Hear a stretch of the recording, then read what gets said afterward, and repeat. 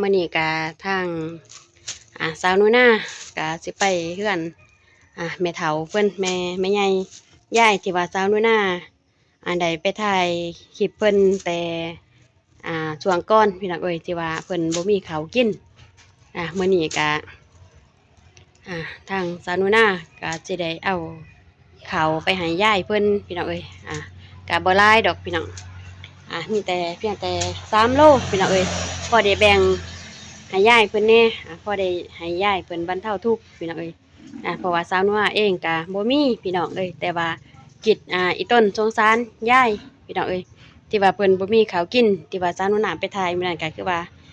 เห็นข้าวเพิ่นยังกุยเดียวพี่น้องเอ้ยแต่ว่าทางสาวนุนาเองก็บ่ทันได้มีโอกาสเข้าไปหายายเพิ่นพี่น้องบ่ฮู้ว่าตอนนี้เพิ่นสิอยู่เฮือนบ่หรือบ่เนาะข้าวที่สาวนุนาเอาไปให้พี่น้องเอ้ย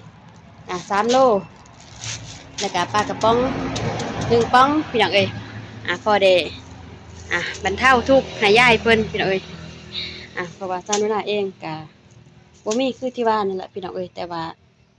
อีต้นยายก็เลยว่าอยากช่วยยายเท่าที่สาวนุนาช่วยได้พี่น้องเอ้ยโอเคไปพอกันอยู่เฮือนยายเด้อพี่ๆน้องๆเฮาก่อนอื่นก็กราบทักทายสบายดีเด้อพ่อแม่FC ลุงป้าเบิดสุขุสู่คนบ่ว่าสิอยู่ฝั่งไทยฝั่งลาวต่างประเทศก็ยินดีต้อนรับเข้าสู่สองสาวด้วยนะพี่น้องเอ้ยคือเก่าคือเดิมเนาะไปพี่น้องมื้อนี้ไปพอกันอยู่เฮือนยายเนาะ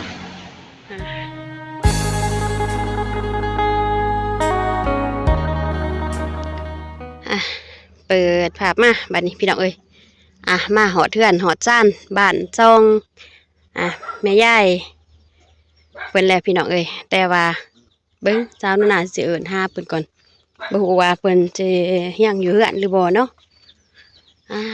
สงสารเพิ่นพี่น้องเอ้ยต้นเพิ่นเลยว่าอยากมาซอยได้ยินแต่เสียงม้าเพิ่นนี่ห้องนี่พี่น้องเอ้ยเจ้าของเองยังอยู่บ่เนาะยายเอ้ยยายมิดอิมซิมพี่น้องเอ้ย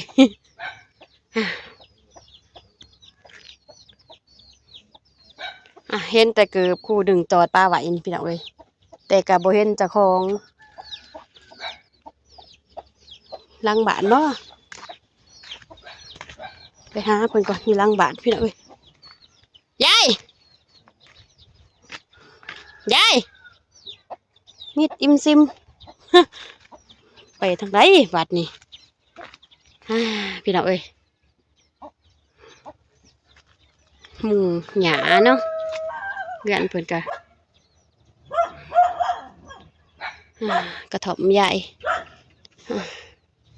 เพื่อนจานบ้านซองใหญ่เพิ่นพี่น้องเอ้ยหยากะเก่าแห้งเลยนี่พี่น้องเอ้ยจากตอนใดมันสิคุลงนี่เนาะเพื่อนมุมซ่านให้พี่ๆน้องๆเบิ่งเนาะเพราะว่าบ่พอยายเพิ่นเลยบ่ฮู้ว่ายายเพิ่นไปทางใดพี่น้องเอ้ยไปหาอยู่หากินบ่หรือว่าไปหาคอเขาเนาะไปหาอยู่หากินบ่หรือว่าไปทางใดกะจ้าหน้าก็บ่ฮู้พี่น้องเอ้ยมีแต่สิได้อัปเดตเทื่อนยายเพิ่นก่อนพี่น้องเอ้ยสามสาพ่อยายเพิ่นจักสิพ่อเพิ่นจุดใดเนาะพี่น้องเอ้ยเซาเฮือนเพิ่นกะเหย่ไตเหย่เนื้อล่ะพี่น้องเอ้ยไหมขามเฮือนเพิ่นก็ได้ปุ้ยพี่น้องเอ้ยโอ้โหอยู่กันไหนจักไดเนาะพี่น้องเอ้ยขางเฮือนขางซ่านยายเพิ่นก็ได้ผากแอมเพิ่นกะหมอนเจาะเบิดแล้วนี่พี่น้องเอ้ยยามลมยามฝนนี่จักสิอยู่ได้จังไดพี่น้องเอ้ย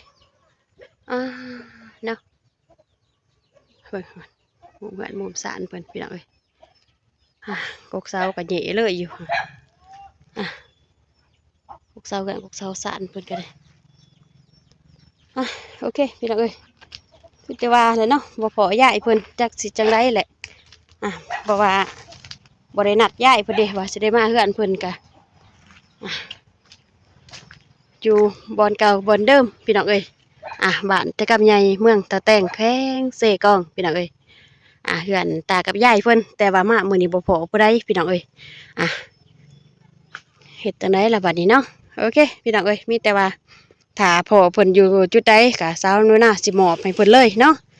เพราะว่าทางสาวนุนาเองก็มาฮอดเฮือนฮอดซ่านเพิ่นเลยพี่น้องเอ้ยแต่ก็บ่พอเพิ่นอืม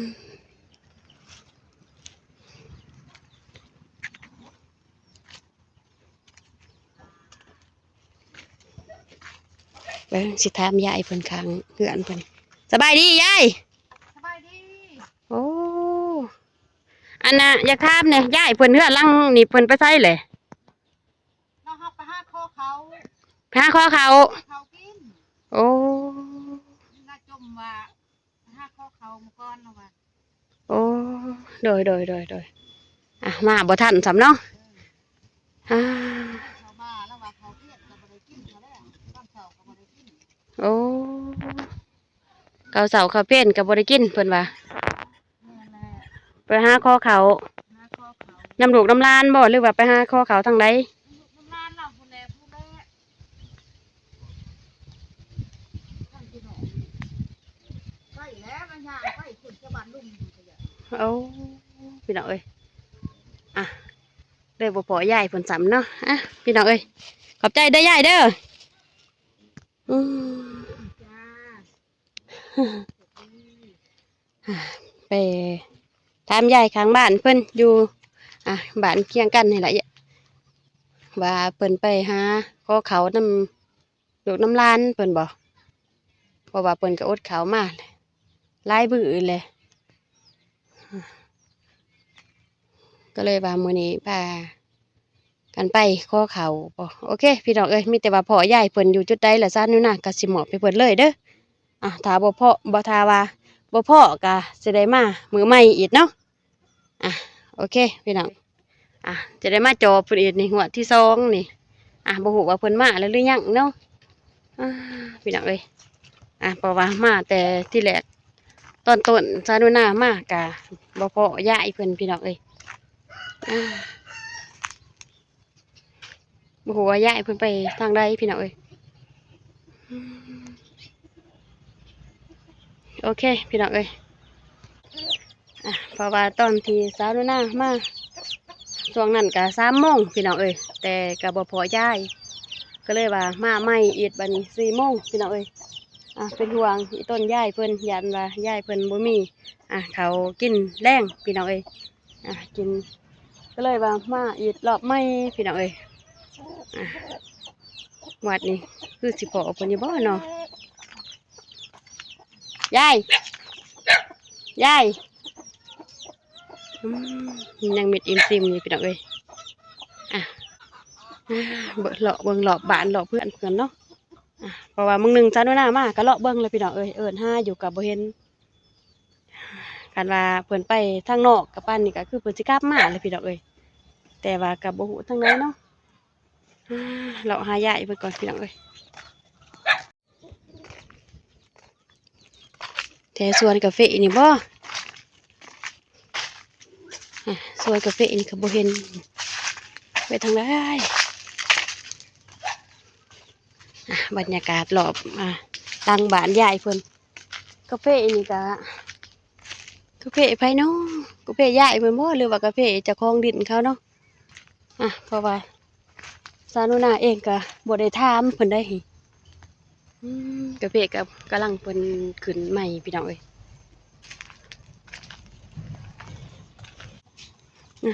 หมอบหลอบดินหลังบ้านเพิ่นพี่น้องเอ้ยเพิ่นพี่น้องเอ้ยกำลังเห็นเพิ่นมาแต่ซะดีอันนั้นเด้คือว่าหาเลาะส้มแถวหลังบ้านอยู่มาแต่ซะยาย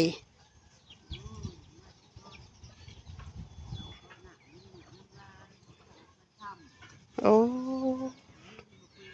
มาแต่หาดูกหาหลานเพิ่นว่าไปหาขอข้าวแรงลูกหลานบ่แต่กับบ่พอเพิ่นว่าพี่น้องเอ้ยโอเคถ้าเพิ่นมาหอดก่อนเนาะมาหามึงหนึ่งแต่กับบ่พออยู่เฮือนหาอยู่ย่างไปบ่ ล้เติบบ่ เออ โอ้อ่ะพี่น้องเอ้ยยายเพิ่นตอบก็บ่ค่อยได้ยินปานใดเนาะเพราะว่าสาธุนาก็บ่ทันมีไม้พี่น้องเอ้ยจังได๋ก็กราบขอโทษขออภัย FC พ่อแม่พี่น้องหลายๆเด้อเนาะที่ว่าเสียงบ่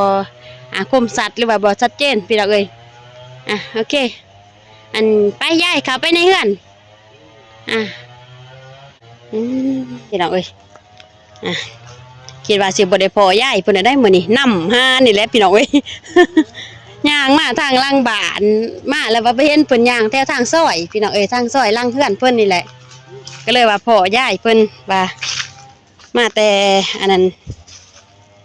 หาทางเฮือนลูกหลาน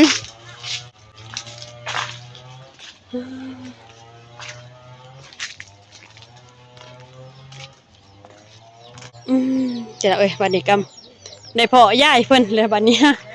อ่าอืม หลังมาหอดเทือนยายเพิ่นเนาะโอ้มืดเนาะเขาไปทางไหนอีกนั่งล่มกันอยู่ดอกก็ได้เนาะบ่ด้นดอกซานุนะมาข้าวหนึ่งดอกยายเอ้ยสบายดียาย สบายดี อืมหนาวบ่ หนาวอย่างนี้ อืม อากาศอยู่หนาวแล้ว ได้หยังกินกับเขาวมื้อนี้บ่มีหยังกิน บ่มีหยังกิน เอาไปไสเบิดเลยคือว่าบ่เห็น ไปชวนไปลงไปผู้ โอ้ไปผู้ แม่นแหละไปผู้เมื่อ อืมโดยหนึ่งแล้วบอกเขาวแรงนี่ยาย บ่แล้วเขาบ่มีเขาอีทั้งมันสิมีเขามาเขาเมือน โอ้เบิดแล้วบ่ตัวเขาที่ซาวโนนาเบิ่งงวดก่อน หม หั่น ดแล้วกิน โอ้กินหมดเลยพี่ดอกเอ้ยเพิ่นน่ะ อืม มื้อนี้เลยว่าบ่ได้กินบ่ได้นึ่งข้าวพี่น้องเอ้ยมื้อนี้ยายเพิ่นเพราะว่าบ่มีข้าวสิมาแรงเพิ่นว่าต้องได้อดเนาะอดจักมื้อละยาย วันนี้ก็มาชื่อช่องมือนั่นแหละ อืม กินแต่หมักใหม่ได้สองหมักใหม่กิน โอ้ มีพออยู่ได้ลูกหมักใหม่ กินหมักใหม่หมักตอก เออหมักเนี่ยเขาเคยกินแล้วหมักหุงบ่มาตุกมา โอ้ กินอุ้ย เก็บมักคุงเอามาต้มกินต่างเขา แม่นแหละ โอ้ใหญ่เพราะว่าหวดก่อนก็ได้มาทายย่ายเพิ่นเขาในหมอในให้เพิ่นก็ยังกุ้ยเดียวพี่น้องเอ้ยแต่ว่าซานุนาก็ยังติดภารกิจทางอื่นก็เลยว่าบ่ได้เขามาหาย่ายเพิ่นแล้วก็อีกอย่างก็บ่ทันมีงบพี่น้องเอ้ยมื้อนี้ก็โอเคมื้อนี้ก็เนาะเข้าเรื่องกันเลยย่ายเอ้ยมื้อนี้ก็ซานุนาก็บ่มีหยังมาฝากมาตอนย่าย มีแต่ บ่มีสิแล้ว ซานุนาเอาเขาของซานุนาเองเอามาให้ยายเพราะว่าซานุนาอีต้นยายอดเขาว่ามีเขาสิมาแรง บ่มีแล้ว ก็เลยว่าพ่อให้ก็เลยว่าซานุนาเอามาให้ยายพ่อได้บรรเทาทุกข์พ่อได้สืบมือต่อไปอีกเนาะปัจจุบันจังหนึ่งก็ได้เพราะว่า คือมือจะใส่เลย แม่นเพราะว่าเขาวที่ซานุนาเอามาให้มื้อนี้ก็มีทั้งข้าวเจ้าแล้วก็ข้าวเหนียวเด้อยายเด้อ เอ้ย พอดีว่ามาถือกอยู่3 โลซาโดนากะบ่มีแต่กะอีต้นยายก็เลยว่าแบ่งกันกินพี่น้องเอ้ยคนละโล2 โลนี่แหละพี่น้องเอ้ยปั้นยายเพิ่นอีกอีต้นยายเพิ่นอ้าวยาย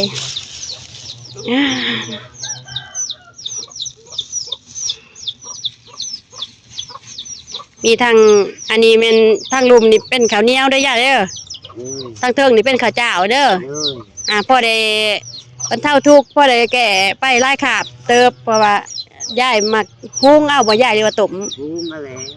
อ่า ตุ่มเนี่ยจะหุง ถ้าหุงก็ข้าวเจ้าทั้งเทิงได้ย่ายเด้อ เอ้ย แล้วก็ปลากระป๋อง1 ป๋องพอให้ย่ายได้กินขัวกินก็ได้ เฮ็ดขัวเอา ได้ลูก อ่าโดย อันนี้แห้งอีกเป็นอะไรจะง่ายทุกเด้อ สาธุกับใจได้ย่ายเด้อตัวไอ้พรให้ จะมีพระเจ้าใดพระเจ้าขึ้นเจ้าเอิ้น สาธุ สู้สิ พี่น้องเอ้ยอีต้นย่ายเพิ่นมื้อนี้ก็เลยว่าเอาข้าวสารข้าวเจ้ากับข้าวเหนียวพี่น้องเอ้ยมาหมอบให้ย่ายเพิ่นพอให้ย่ายเพิ่นได้มาข้าวกินแรงพี่น้องเอ้ยแล้วก็ปลากระป๋อง1 ป๋องมาให้ย่าย สาวหนูนาก็บ่มีพี่น้องเอ้ยคันมีก็สิให้ยายเพิ่นหลายกว่านี้เพราะว่าอีต้นเด้อีต้นที่ว่ายายเพิ่นก็อดมื้อกินมื้อพี่น้องเอ้ยบ่มีข้าวสิกินแล้วก็ของกินของอยากแน่เพิ่นก็ว่าบ่มีพี่น้องเอ้ยอดบางครั้งก็คือเพิ่นว่าแหละพี่น้องเอ้ยแต่เบื้องต้นเนาะที่ว่าเพิ่นว่าต้มมะคุงกินต่างเขาก็มีบางขาบต้มเผือกต้มมันกินต่างเขาเนาะตำมันก่อนอยู่บ่มีตีเนี่ยบ่มี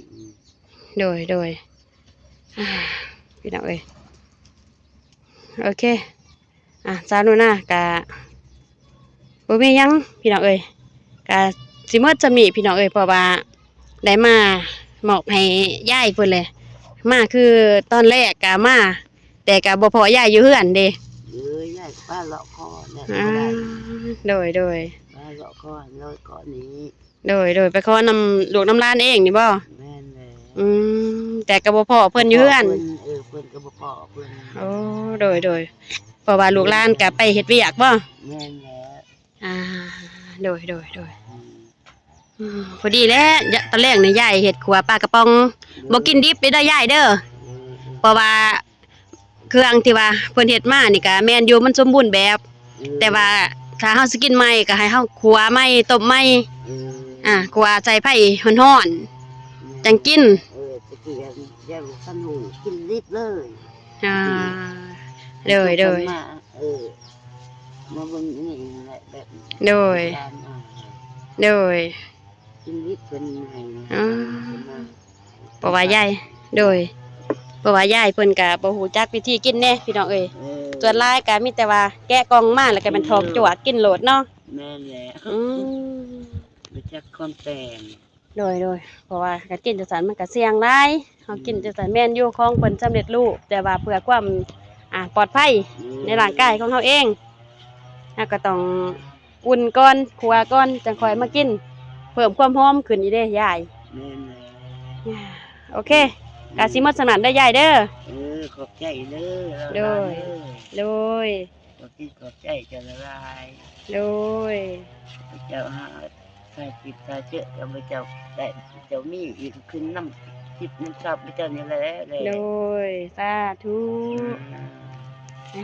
พี่น้องเอ้ยเป็นได้โดยเพราะว่ามื้อนี้ก็คืออย่างที่ให้พี่ๆน้องๆได้หารู้ได้เห็นพี่น้องเอ้ยมื้อนี้การดูหน้าก็บ่มีหยังล่วงลายพี่น้องเอ้ยมีแต่ว่าเอาข้าวมาให้ยายเพิ่นพี่น้องเอ้ยให้ต้นยายเด้ต้นยายเพิ่นอดข้าวอดน้ำพี่น้องเอ้ยบ่มีข้าวสิกินแรงก็อยู่ในหมู่บ้านเดียวกันนี่แหละพี่น้องเอ้ยกับสาวหนูนาแต่เพิ่นอยู่ท้ายหมู่บ้านก็เลยว่าแต่อยากมาหายายเพิ่นอยู่แต่ด้นแต่แกบ่มีโอกาสเพราะว่าสาวหนูนาก็ยังติดภารกิจแน่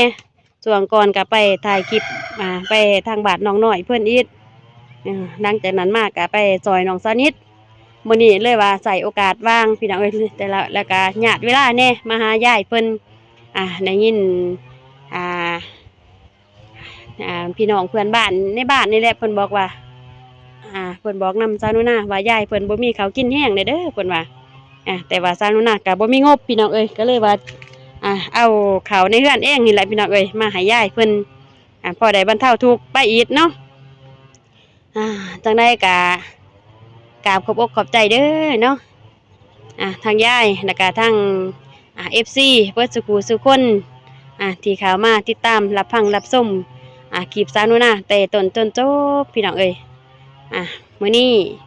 สาวหนูนากะบ่มีหยังพี่น้องเอ้ยมีแต่คำอวยพรอวยไส้เนาะให้พี่ๆน้องๆก่อนอื่นก็หันหน้าหันตามาทางพี่กันเนาะพี่ๆน้องๆก่อนอื่นก็ขอบอกขอบใจเด้อพี่ๆน้องๆลุงป้าเบิดสุขุสู่คนบ่ว่าสิอยู่ฝั่งไทยฝั่งลาวและต่างประเทศเนาะที่เข้ามารับเบิ่งรับชมคลิปสาวหนูนาแต่ต้นจนจบพี่ๆน้องๆเพื่อเป็นกำลังแห่งใจให้สาวหนูนาเนาะสาวหนูนาก็บ่มีหยังพี่น้องเอ้ยนอกจากคำอวยไส้ให้พรให้พ่อๆแม่ๆFC เบิดสมองสุบอน จงมีสุขภาพเข้มแข็งแข็งแรงพี่น้องเอ้ยตลอดปลอดภัยปีใหม่นี้ขอให้เฮงๆปังๆกันเบิดสุขสุขคนเด้อเนาะโอเคพี่น้องเอ้ยอ่ะคลิปนี้สาวน้อยหน้ากะสิได้จบคลิปไว้เพียงส่านี้เด้อพี่ๆน้องๆพอกันใหม่คลิปต่อไปเนาะคลิปนี้สาวน้อยหน้าก็ขอกล่าวคำว่าสบายดีบ๊ายบาย